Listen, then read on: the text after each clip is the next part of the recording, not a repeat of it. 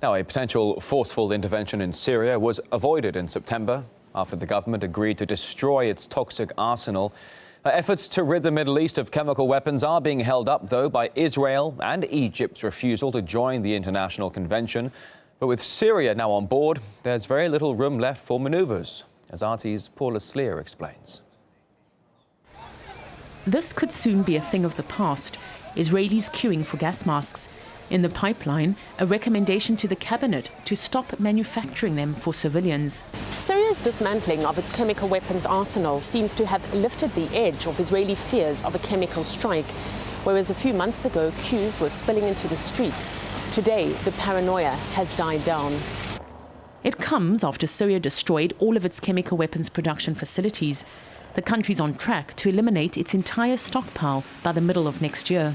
The chemical weapons are among the most abhorrent weapons ever known to man. And the nations of the world had agreed to abandon that weaponry a long time ago. Only 2 countries in the Middle East haven't come on board, Egypt and Israel.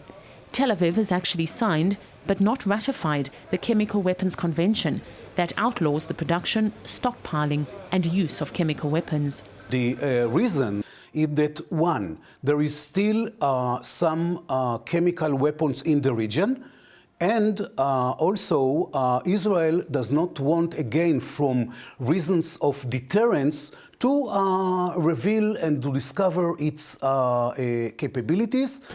Tel Aviv has always been vague on the topic of chemical weapons.